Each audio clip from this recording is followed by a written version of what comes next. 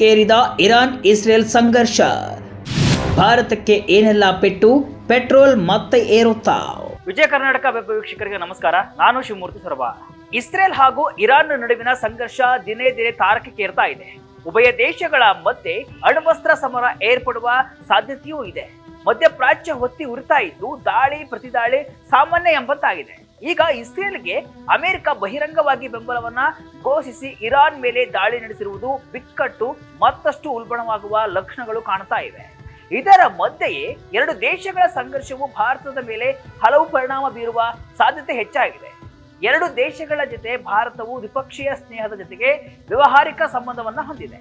ಇದರಿಂದ ರಾಜತಾಂತ್ರಿಕ ಬಿಕ್ಕಟ್ಟಿನ ಜೊತೆಗೆ ವ್ಯವಹಾರಿಕ ಬಿಕ್ಕಟ್ಟುಗಳು ಕೂಡ ಉದ್ಭವಿಸುವ ಸಾಧ್ಯತೆಗಳಿವೆ. ಅಲ್ಲದೆ ಈಗಾಗಲೇ ರಫ್ತಿನ ಮೇಲೆ ಪರಿಣಾಮ ಬೀರ್ತಾ ಇದ್ದು ತೈಲ ಬೆಲೆ ಏರಿಕೆಯ ಆತಂಕವೂ ಕಾಡ್ತಾ ಇದೆ. ಹಾರ್ಮುಜ್ ಜಲಸಂಧಿಯನ್ನ ಮುಚ್ಚಲು ಇರಾನ್ ನಿರ್ಧರಿಸಿರುವುದು ಜಗತ್ತಿಗೆ ದೊಡ್ಡ ಆಘಾತವನ್ನ ನೀಡಿದೆ. ಭಾರತಕ್ಕಂತೂ ಇಲ್ಲಿಂದಲೇ 40% ತೈಲ ಪೂರೈಕೆ ಆಗ್ತಾ ಇತ್ತು. ಈಗ ಎಲ್ಲದಕ್ಕೂ ಬ್ರೇಕ್ ಬೀಳ್ತಾ ಇರುವುದು ಭಾರತದ ಆತಂಕವನ್ನ ಮತ್ತಷ್ಟು ಹೆಚ್ಚಿಸಿದೆ.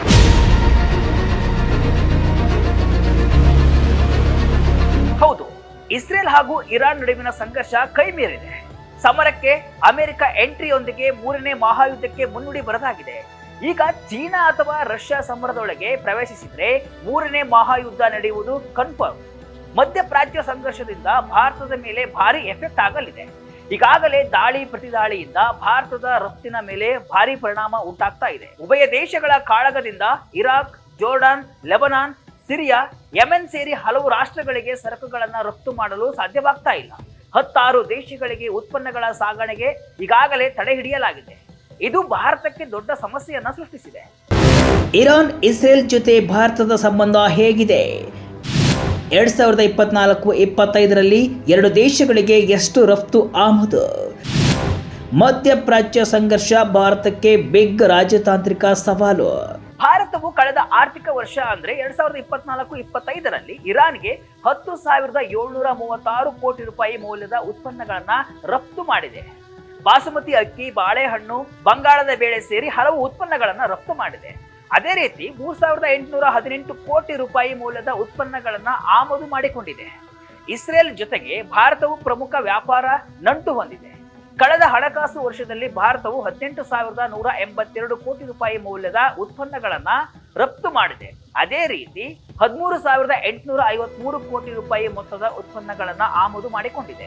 ಈಗ ಎರಡು ದೇಶಗಳ ಸಂಘರ್ಷವು ತಾರಕಕ್ಕೇರುತ್ತಿರುವ ಕಾರಣ ರಫ್ತು ಹಾಗೂ ಆಮದಿನ ಮೇಲೆ ತೀವ್ರ ಪರಿಣಾಮ ಬೀರ್ತಾ ಇದೆ. ಇರಾನ್ ಇಸ್ರೇಲ್ ಸಂಘರ್ಷವು ಭಾರತಕ್ಕೆ ಹಲವು ರೀತಿಯಲ್ಲಿ ರಾಜತಾಂತ್ರಿಕ ಹಾಗೂ ವ್ಯಾಪಾರದ ಸವಾಲುಗಳನ್ನ ತಂದೊಡ್ಡಲಿದೆ. ಇರಾನ್ ಹಾಗೂ ಇಸ್ರೇಲ್ ಜೊತೆ ಭಾರತದ ದ್ವಿಪಕ್ಷೀಯ ಸಂಬಂಧವು ಹದಗೆಡಲಿದೆ. ಇಸ್ರೇಲ್ ನಡುವೆ ರಕ್ಷಣಾ ಹಾಗೂ ತಂತ್ರಜ್ಞಾನ ಕ್ಷೇತ್ರಗಳಲ್ಲಿ ಪ್ರಮುಖ ಪಾಲುದಾರ ದೇಶವಾಗಿದೆ. ತೈಲ, ಇಂಧನ, ಭದ್ರತೆ ಸೇರಿ ಹಲವು ಒಪ್ಪಂದ ಆದ ಕಾರಣ ಭಾರತಕ್ಕೆ ಪ್ರಮುಖವಾಗಿದೆ.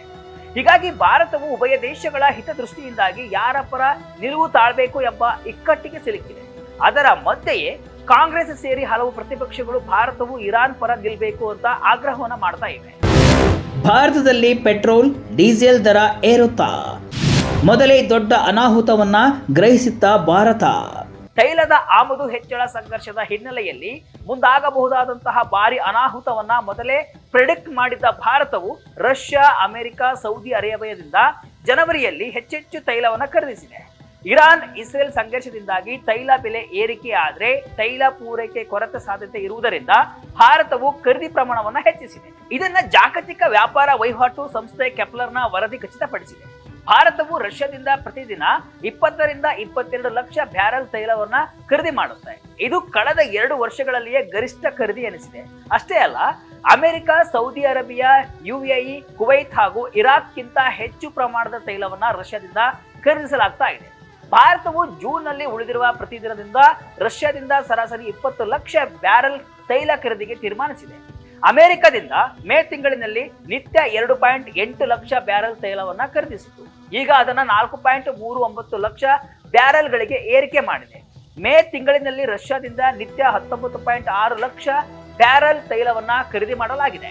ಇನ್ನು ಭಾರತ ಯಾವ್ಯಾವ ದೇಶದಿಂದ ಎಷ್ಟು ತೈಲವನ್ನ ನಿತ್ಯ ಆಮದು ಮಾಡಿಕೊಳ್ತಿದೆ ಎಂಬುದನ್ನ ನೋಡುವುದಾದ್ರೆ, ರಷ್ಯಾದಿಂದ 22.62 ಲಕ್ಷ ಬ್ಯಾರೆಲ್, ಇರಾಕ್ನಿಂದ 9.17 ಲಕ್ಷ ಬ್ಯಾರೆಲ್ ತೈಲವನ್ನ ಆಮದು ಮಾಡಿಕೊಡುತ್ತೆ. ಸೌದಿ ಅರೇಬಿಯಾದಿಂದ 5.25 ಲಕ್ಷ ಬ್ಯಾರಲ್, ಯುಎಇಯಿಂದ 5.19 ಲಕ್ಷ ಬ್ಯಾರಲ್, ಅಮೆರಿಕದಿಂದ 4.39 ಲಕ್ಷ ಬ್ಯಾರಲ್, ಕೊಲಂಬಿಯಾದಿಂದ 1.31 ಲಕ್ಷ ಬ್ಯಾರಲ್, ನೈಜೀರಿಯಾದಿಂದ 1.19 ಲಕ್ಷ ಬ್ಯಾರಲ್, ಕುವೈತ್ನಿಂದ 85,000 ಬ್ಯಾರಲ್ ಕಚ್ಚಾ ತೈಲವನ್ನ ಭಾರತ ಆಮದು ಮಾಡಿಕೊಳ್ತಿದೆ. ಅಂದ್ರೆ ಒಟ್ಟು 49.97 ಲಕ್ಷ ಬ್ಯಾರಲ್ ಕಚ್ಚಾ ತೈಲವನ್ನ ಭಾರತ ಪ್ರತಿದಿನ ವಿದೇಶಗಳಿಂದ ಆಮದನ್ನ ಮಾಡಿಕೊಳ್ತಿದೆ. ಒಂದು ಬ್ಯಾರಲ್ ನಲ್ಲಿ 159 ಲೀಟರ್ ಕಚ್ಚಾ ತೈಲ ಇರುತ್ತೆ.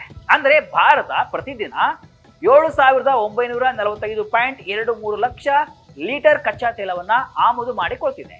ಒಂದು ಬ್ಯಾರಲ್ ಕಚ್ಚಾ ತೈಲದಿಂದ 73 litre petrol, 36 litre diesel, 20 litre jet fuel ಅಥವಾ heavy fuel oil, 6 litre propane, 34 litre ಇತರೆ ಉತ್ಪನ್ನಗಳನ್ನು ನಾವು ಹೊರತೆಗೆಯಬಹುದು.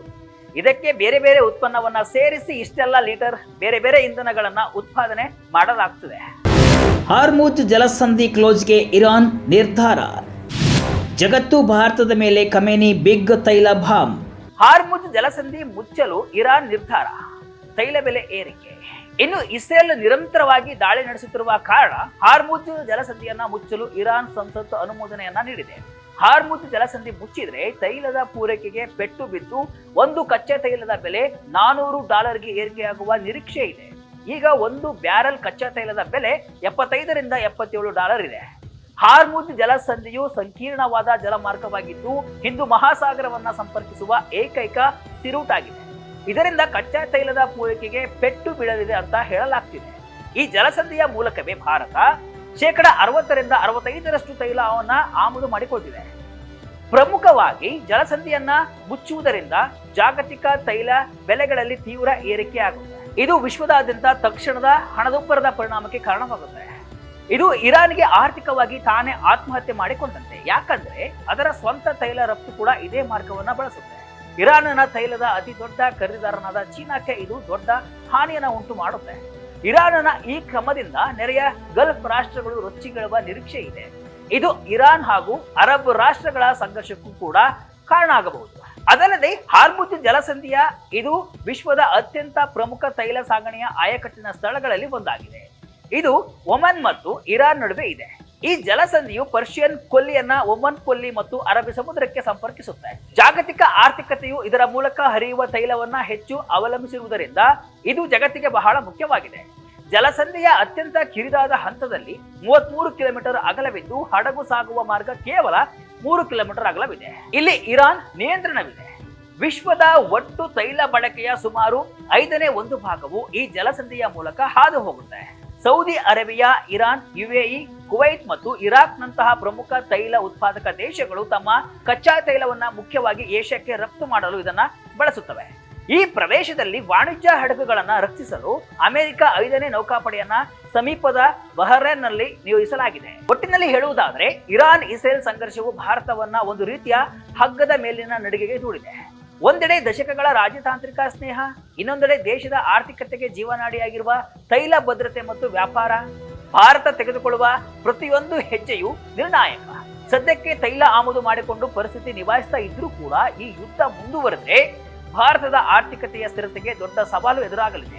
ಹೀಗಾಗಿ ಜಾಗತಿಕ ಶಾಂತಿಗಾಗಿ ಭಾರತ ಮುಂದಿನ ನಡೆ ಏನು, ಈ ಸಂಕಷ್ಟದಿಂದ ಪಾರಾಗಲು ಭಾರತ ಅನುಸರಿಸಲಿರುವ ರಾಜತಾಂತ್ರಿಕ ಮಾರ್ಗ ಯಾವುದು ಅನ್ನೋದನ್ನ ಇಡೀ ವಿಶ್ವವೇ ಕುತೂಹಲದಿಂದ ಕಾದು ನೋಡ್ತಾ ಇದೆ. ಇದಿಷ್ಟು ಇವತ್ತಿನ ವಿಶೇಷ. ಇದೇ ರೀತಿಯ ಹಲವು ವಿಶ್ಲೇಷಣೆ ಮಾಹಿತಿ ಅಷ್ಟೇ ಅಲ್ಲ, ಮನರಂಜನೆಯ ವಿಡಿಯೋಗಳಿಗಾಗಿ ವಿಜಯ ಕರ್ನಾಟಕ ವೆಬ್ಸೈಟ್, ಫೇಸ್ಬುಕ್ ಹಾಗೂ ಯೂಟ್ಯೂಬ್ ಪೇಜ್ ಅನ್ನು ಫಾಲೋ ಮಾಡಿ. ಧನ್ಯವಾದಗಳು.